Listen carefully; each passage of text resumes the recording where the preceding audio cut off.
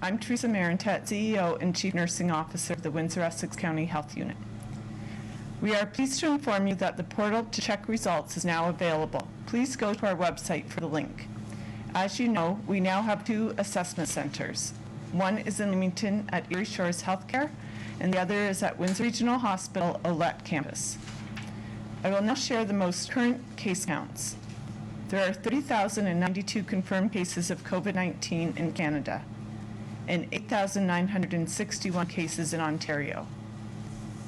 Chatham-Kent has 25 cases, and Sarnia-Lambton has reported 128 cases. Michigan now has 29,263 cases, with 7,383 cases in Detroit. Today, we are reporting 12 additional confirmed cases of COVID-19 for a total of 439 cases in our community. 58 people have recovered. 19% are between the ages of 50 and 59, and 21% of our cases are 80 years or older. 38% are male, and 61% are female, and 1% are unknown at this time. We are sad to report 3 additional deaths due to COVID-19. Our community has lost a total of 21 people to COVID-19. 13 deaths have occurred in long-term care and retirement homes. Our health unit continues to work with 7 long-term care and retirement homes that are currently experiencing COVID-19 outbreaks. 38% of all cases are in long-term care facilities. The health unit continues to follow up directly with everyone who has tested positive and negative for COVID-19. As I said at the beginning, you can now check your results online. It's important to remember that you must remain in self-isolation while awaiting your test results. Over 3,282 individuals have been tested for COVID-19 in Windsor-Essex County, and of those tested, 568 tests are pending. Testing should be based on clinical assessment. Healthcare workers, caregivers, care providers, and first responders should all be tested as soon as possible if they develop symptoms. Testing guidelines also include testing symptomatic residents of long-term care and retirement homes. All residents will be required to remain in self-isolation for 14 days following an admission. This includes testing residents without symptoms who are new admissions or readmissions to these homes within the first 14 days of arrival.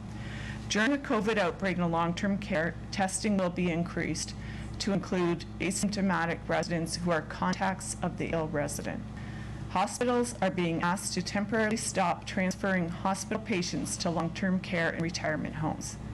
Certain groups are prioritized for testing in the event of shortages of testing supplies, including symptomatic healthcare workers and staff who work in healthcare facilities, symptomatic residents and staff of long-term care and retirement homes, hospitalized patients admitted with respiratory symptoms, symptomatic members of remote, isolated, rural, and indigenous communities, symptomatic travelers identified at a point of entry to Canada, symptomatic first responders, firefighters, police, EMS, and individuals referred for testing by our health unit.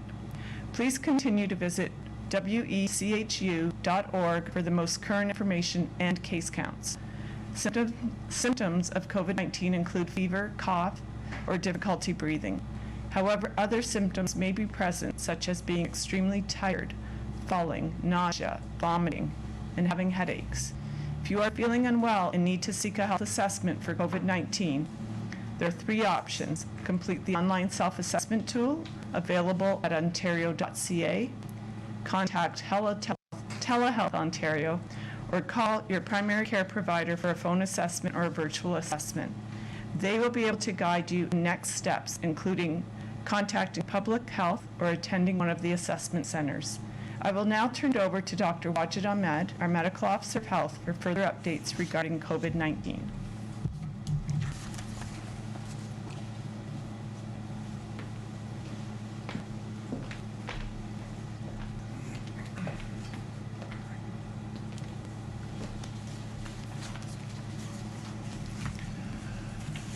Good morning, everyone.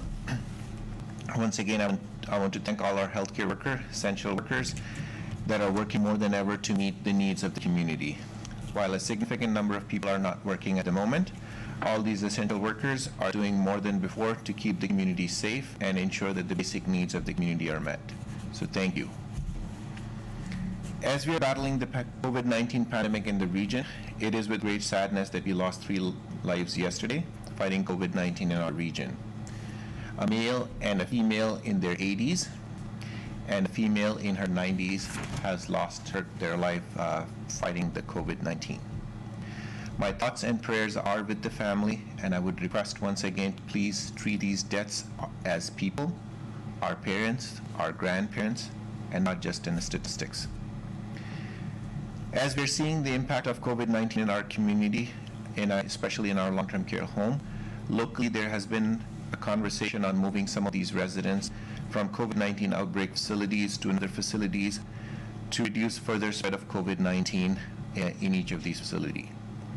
Ontario Health, acute care hospitals, and public health are in discussion to find the best way to approach the situation.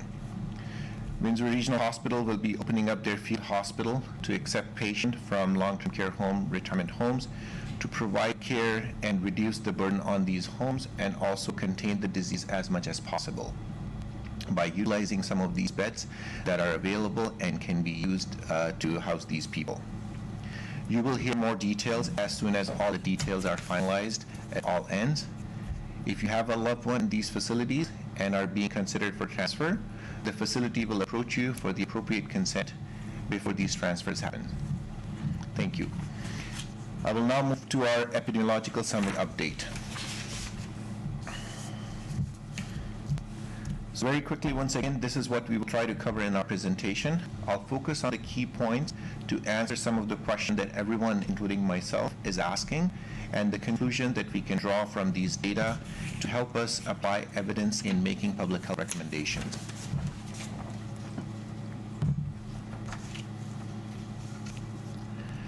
The epidemic curve or EpiCurve help us assess the progression of this disease, whether in the community or in an outbreak situation.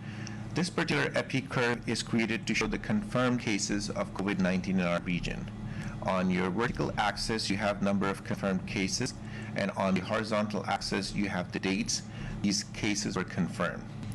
We created this particular EpiCurve to see how these cases are now shifting from the community to the long-term care homes and the huge spike in the number of cases that we are seeing in these homes. The graph with the blue shades is showing the cases in the community, and the graph with the green, light green color is showing the cases in the long-term care home. And as you can easily see, the shift between cases from the community, which is blue, going down, and cases in the long-term care homes in the green is going up.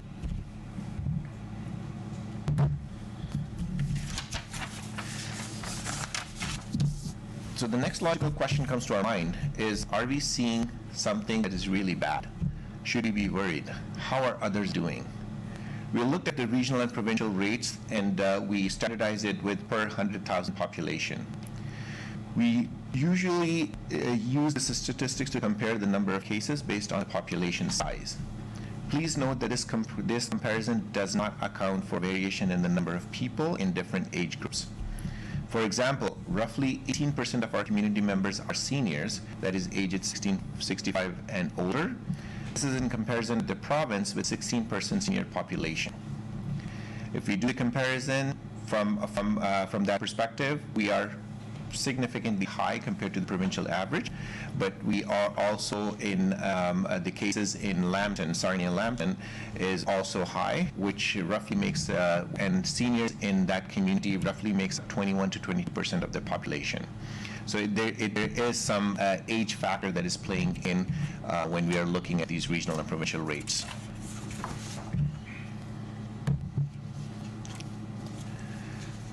The next question that comes to my mind is, how about the testing? How many people are being tested every day? And among those who are tested, how many of them are coming back positive? This is an indicator to show how prevalent the disease is in our community, and if more people are getting tested and not a lot of them are coming back positive, that means we have a problem. But if you look at the number of tests that are coming back, it's dropping all the way from 20% to 5%. The easiest way to explain that is we are testing more people that do not have the disease. And we have done that testing with many of our seniors and long-term care home population to get a better handle of what's happening in that facilities.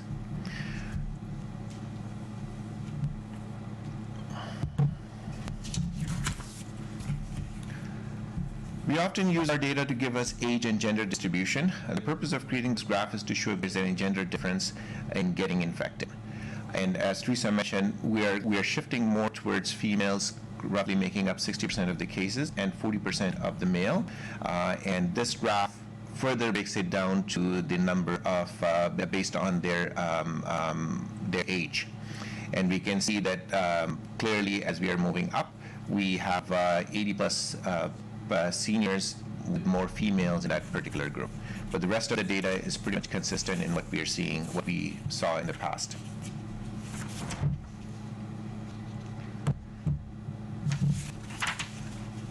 So one of the questions that is frequently asked from us is the number of cases in each of the municipalities, and we were initially reluctant to share that information, but at this stage, since our case count has gone past 400 cases, we can say that it is everywhere, and everyone should be taking the same precaution.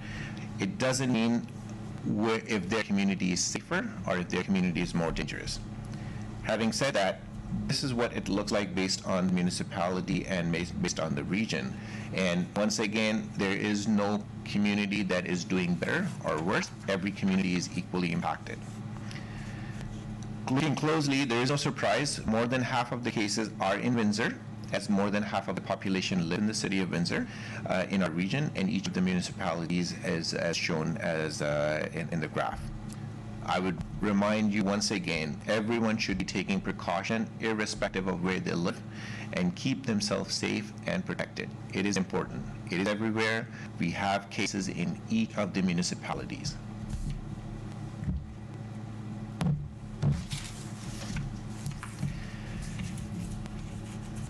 The other thing that we looked is the exposure history. And when we presented our data last time, 34% of our cases were travel related. This week it has gone down to 22%, understandably because of stricter restriction on people crossing border, people going out. So the travel is very much restricted, and we are seeing a decline in the travel related cases, and most of these cases are happening now with either a contact of a case or a community acquired where we don't have any known cause of how these people contracted the disease.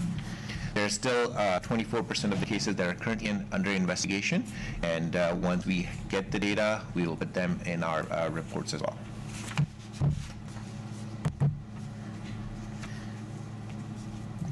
Looking further into the COVID-19 by healthcare worker status, 3% of the cases in our communities is from healthcare worker.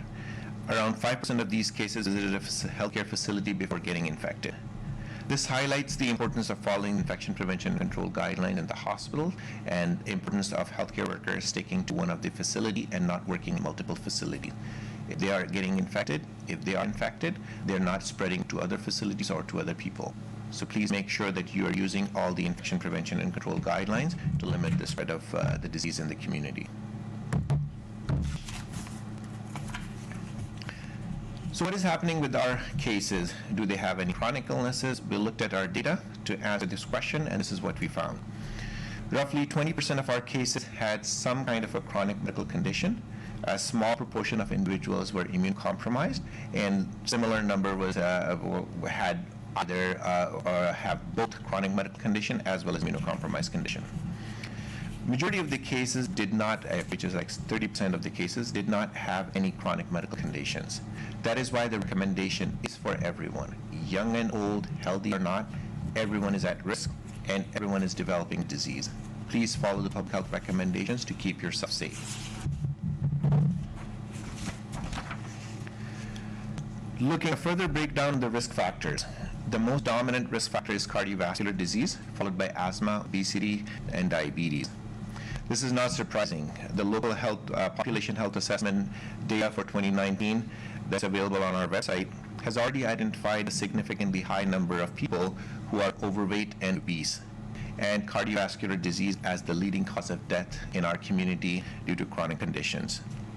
My message to all Windsor-Essex residents, as we are focused on the COVID-19 right now, we will also need to watch out on some of our other health behaviors and pay attention to improving our health. Obesity, smoking, cardiovascular diseases are a big concern in our community, and we need to work on it to make sure that we are staying healthy and living a better life.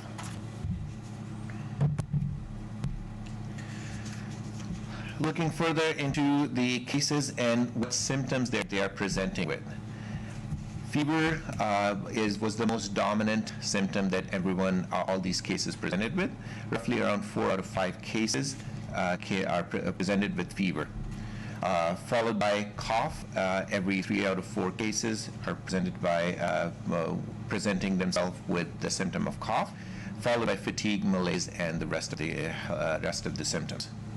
Please note that a case can report more than one symptoms. So what we are trying to show here is only one symptom that is more prominent, but a case can have a fever, also have cough, can also have fatigue or malaise. So any of these combination is possible, but what we're trying to show is what's the most dominant symptoms that these people are presenting with. So where are we with all these cases? And we can say that roughly half of these cases are self-isolating in the community right now. More than 10% of the cases are resolved or recovered. And unfortunately, we lost 4% of our cases in our community, and all these individuals are seniors older than 70 years.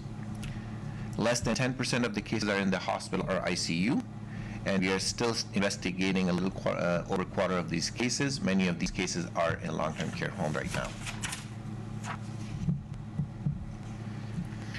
Looking further at the breakdown of deaths in our community, because that's another question that people asked us, and we look at it, and we can say that majority of them had some kind of chronic medical conditions, more than 50% of them, including either just a chronic medical conditions or chronic medical condition and also in an immunocompromised condition. We can still see that we have at least 1/3 of these cases where we do not have information on them, and we are in the process of collecting information from them. So now the biggest question is, where are we heading? Last time when I showed this graph, we were in the upward trajectory with respect to the case doubling rates. Our cases were doubling at a rate of slightly higher than 2. But now we are doubling at a rate of more than 3 days, a slight improvement again. But I would caution everyone not to read too much into it, because we still need to see a continuing trend for a long period of time before we can comment on these numbers more confidently.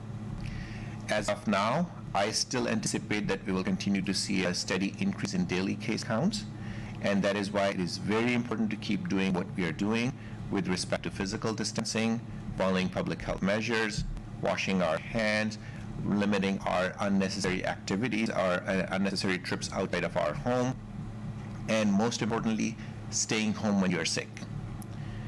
Even few people not following these measures can trigger a big increase in our community, which would put us back to where we were before.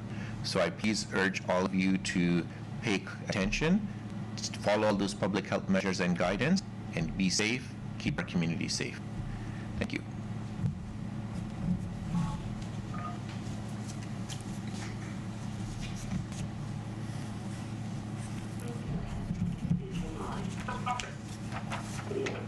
We'll now take questions from the media. We'll start with Blackburn. Okay, I guess I'm seeing kind of the doubling rate go down. There's less cases in the community.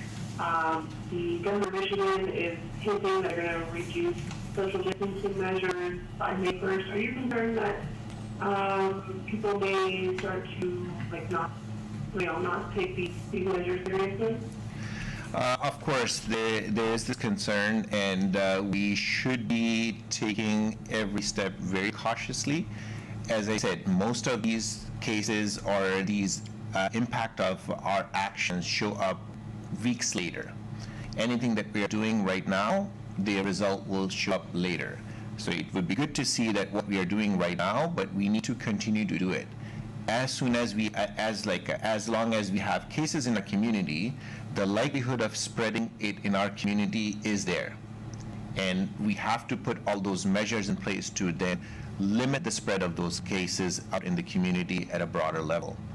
Having those looser restrictions or opening up borders or opening up businesses, it can put us back to where we were before. So we have to approach this very cautiously until we are in a position to say that, yep, our cases are none in our community and we are not seeing anyone, or at a level where we can say that, yes, it is manageable. People are still following all those measures, including the physical distancing piece, including staying home when they're sick, and also reporting to and getting tested and getting treated and cared for in the right manner. I think there are a number of steps that need to happen before we get to the stage of start talking about how do we get back normal. The world has changed in the last 2 months, and it will continue to change. We have to be patient. We have to look at it in a way that we have put our time for more than months now in putting all these measures in place to ensure that our community is safe. We are doing our part in flattening the curve, which we are starting to see some evidence of flattening. But it can all go back to where it was before if all these measures are gone. So, I mean, your thoughts on the lifting measures in 2 weeks? I think we're a lot further away than that. I mean, Michigan has seen so many more cases than we have. So, can you comment on that at all? Well, obviously, we are in the proximity right across with our a big city, which has seen a significant number of cases in the community, and any looser restriction. And if we are getting exposed, then it would be much more challenging for us to deal with that too. I'm sure all levels of government are thinking about it before it actually happens. From a local perspective, I would support keeping some of these measures in place for a longer period of time and get rid of some of these cases in our community. And I think that's the best thing that we can do. I would, again, say that all these efforts that all the result that we are seeing is an effort for months and months. We do not want to undo all these efforts, and we should be approaching it very, very carefully. And even if it has to happen, I'm sure the various levels of government will take a graduated approach rather than just going all out open. But that needs to be discussed, that needs to be approached maybe locally, provincially, and then federally. Any questions from CTV? Yeah, just your thoughts on patients being moved from the LTCs to the sportsplex. Is that already happening, or is that something that's going to happen later on today? The conversation is ongoing, and we were working with our partners to come up with an approach. What would be the best way? Because obviously when you're making some of these decisions, none of these decisions are risk-free. There is a risk to move these patients. There is a risk to keep these patients at the same space. So there has to be a number of consideration that needs to be, and that needs to happen before some of these moves happen. The good thing is we do have a facility that is up and running and ready to receive these patients. The hospital occupancy is right now based on anticipating the surge. There are some beds available in the hospital too. And everywhere we are trying to come up with creative ways to address this increase in these long-term care home and retirement home. There's been a push from the ministry as well to see, when you have all these beds, what can be done to move some of these high-risk patient population and put them in a safer way. The recommendations also includes having a temporary pause to move patients from the hospital back to the long-term care home or retirement home. So all these measures we are trying to do to keep that vulnerable population safe. I can't say that we have a decision already when this move is happening. It should happen soon. The conversation is going, and those details will come out as we finalize all of those details. Okay. If it happens, well, David Mougier went on the radio today and said it's pretty much going to happen, right? So is this something that's being discussed only here in Windsor? Like, are we the trailblazers in that respect, I guess? In some cases, I would say yes, because it is something that is not open at anywhere else. There has been some conversation, but I think we would be the first one that is actually moving forward at a rapid pace compared to others. The conversation has been going on in some other communities as well, but we do have at least we have an approach. We haven't finalized all of those details because there are still some details that we need to finalize. Who are these people? How are they moving? Are they all sick people? Are they all well people? Which homes are we using to transfer? How is these transfers are happening at the graduate level? The facility, are they only accepting people who are COVID positive or people who are just COVID negative? So some of these details I think we still need to finalize, but what I can say is yes, they do have the capacity. And even like the other details of transfers and what happened with staffing, I think those details are obviously are finalized, and we are in conversation, and we should see some movement pretty soon. So Willis, or could this happen with the homes that are bigger outbreaks than others, with the 7, let's say, for starters? Yes and no, because again, we're trying to take a cautious approach in identifying. So some of the homes, if they are the consideration that we are suggesting, that it depends on how big the facility is, depends on how many cases are there, depends on how many staff are infected, depending on the facility's ability to cohort these people. And when we're using the word cohort, meaning if they are sick, can they safely keep them away from people who are not sick? And their ability to do it either based on their physical layout of the facility or based on their ability of the staff to serve them.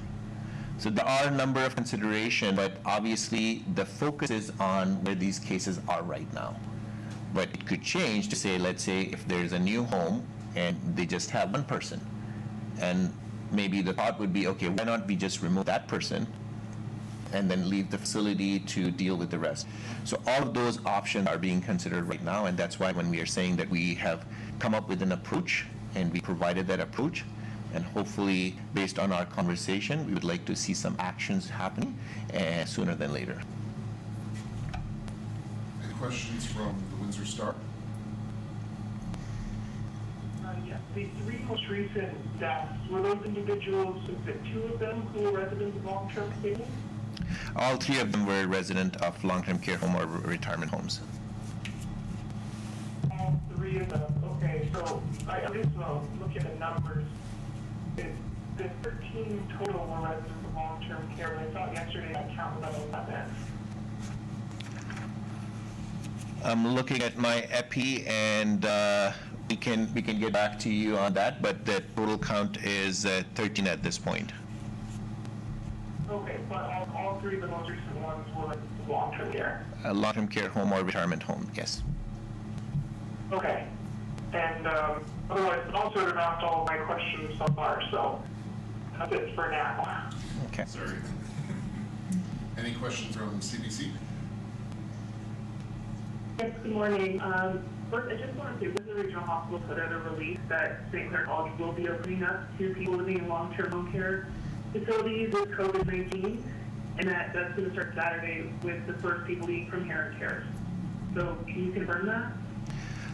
I cannot confirm that at this stage. Okay, well, that is a press release that the hospital has to do.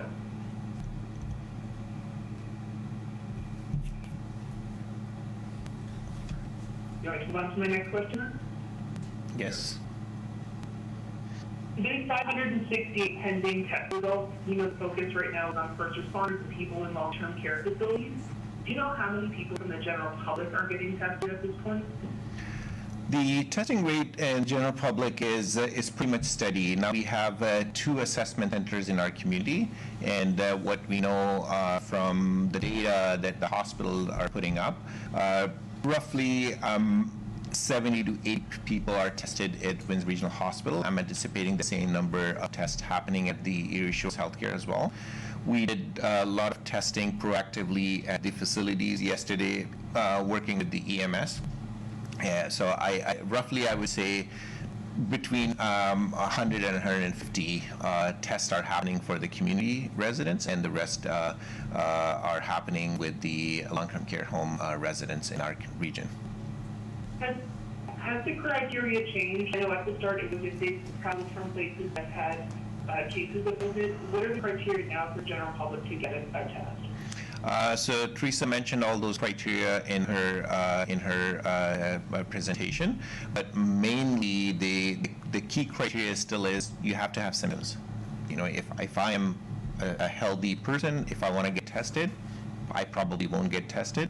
Most of these testing are happening if you are symptomatic, and more specifically, if you're a healthcare worker, if you're a first responder, if you are a resident in the long-term care home, if you're an inpatient person, if you are someone who is in the ICU, all those people will definitely be tested, and but after having an assessment done either at the assessment center or by your primary care provider or based on public health recommendation.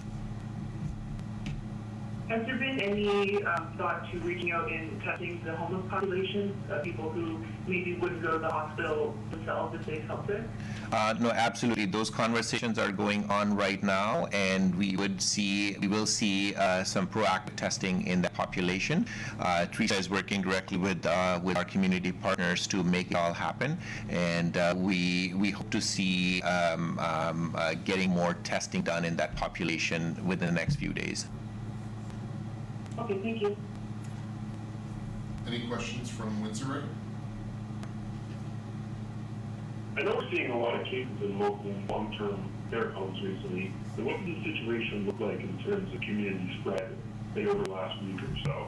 So this is what the slide shows in terms of the cases in the long-term care home, retirement home versus the community cases. The bar with blue, it is showing community cases. The bar in green, it is showing long-term care home or retirement home cases. And as you can see, there's a downward trend in the blue bar graph, and there's an upward trend in the green, and that is what it's showing in the community, that community, it's slowing down a little bit, but it is picking up in the long-term care home and retirement homes.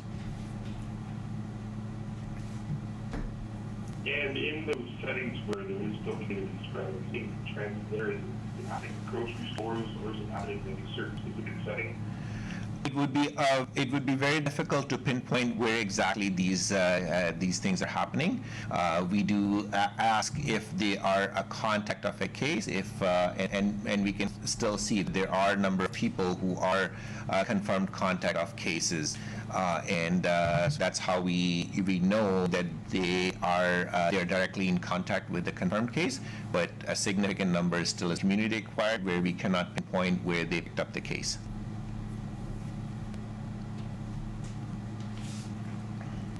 Any questions from AN 800? Yes, I just wanted to expand, if you could, on the results being available online now.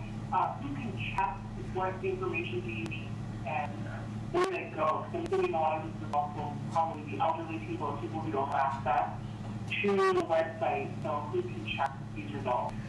So the link to the website would be available on our homepage, and if people are going there, they can click on it to get access to that portal. The portal will use a combination of your health card number, your name, and your date of birth to provide you with that detail. And if for any reason you do not have access to a computer, or if you do not have the ability to test these cases, you can still contact us, and we can do that check for you, and we can give you the results. But in the interest, if you have the ability, I would request that please go online and check it out yourself. If it's not there, that means the result is not updated as of yet. It would definitely save our staff time to do exactly the same thing that you already done. But just be mindful of the request. But anyone who do not have access, or anyone who is unable to do it, please contact us, and we'll try to do our best to check for you and provide you with results. Okay, thank you. Any further questions from Blackburn? I guess just to follow up on the last question, so the health unit not following up on positive cases individually now, to them to check the website to see if they are positive? We are following, and we will follow up all the positive cases in the community. That is part of the case and contact management, and not only just the cases, anyone who they have come in contact with. This is just to expedite a process that if someone is looking, more specifically the negative. And if you are concerned about a negative test, and if you're not hearing from us, you can go online and check out yourself to see if your result has already been reported. With the increased number of testing that is happening right now, it is becoming more difficult to make that physical and personal contact with someone to share the report of a negative test. Positives are a priority. The moment we get the positive result, we immediately reach out to the individual to notify them about their results, and we also collect all that information that we need from identifying the contacts, so that the contacts are notified and are asked to self-isolate as per public health management document. And that's why I'm saying, as the number of cases are increasing, the workload in public health is also increasing as well. Everyone who is getting tested, that is in excess of more than like 1,600 people who have gone to testing. Our staff are working extra time to make sure that we are following up with almost all of them to get some basic data on them. And when you have cases, you can imagine if you have like 400 cases, our team of nurses are calling each of these individuals, and so that means like at least 400 or 450 calls, plus calls to all the contacts, which could range anywhere between 3 to 10, and all of those contacts are then identified, notified, had that connection, so you can imagine the work that happens on the back end. You are getting just the confirmed case number, but there's a ton of work that is happening on the back end with respect to data collection, with respect to notification, and we are trying to stay on top of everything, and that's why reporting and making that connection with positive is very important, and it's happening in a timely manner. With the negative, there could be a delay just because of the priority of reporting back. Any further questions from CTV? Windsor Star?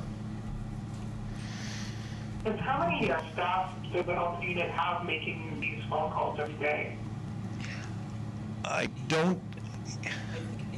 Okay. More than 80 people who are involved in all of these case and contact management, including returning phone calls from people, and you can imagine almost all of our staff has now been redirected and redeployed to respond for COVID-19. There are only limited staff that are doing, again, some of the work that is critical. Like, for example, we're still following up with many of the TB cases in our community, any other type of infectious diseases that are happening in the community. So we are still doing all of that work on top of what work that's happening with COVID-19. So I do not want to undermine their work, because that work is also important, because if we don't do that, then we may end up in having more than one outbreak. So where our staff are doing everything, and all the management team, we have shifted all our resources to ensure that we are doing our best to contain COVID-19 and also keep the community safe from all the other infectious diseases, threats, and other health protection issues. So not having to reach out to people who tested negative for that notification frees up time to do a lot of work that would have had to be done anyway. Well, those work has to be done anyways, and I think that's why there was some time when there has been a delay in reaching out to those people. But as the case counts are increasing, and the work is also multiplying quite significantly, and it would not free up time, but maybe it would be more focused on the most important work that needs to happen. You've still got public health nurses going out to long-term care homes and facilitating those tests as well. Yes, we do. So we do have a public health inspector. We do have the nurses, and we are working with some of our community partners as well to not only go to these long-term care homes and retirement homes, but we are also going into some of the shelters, some of the other migrant farms.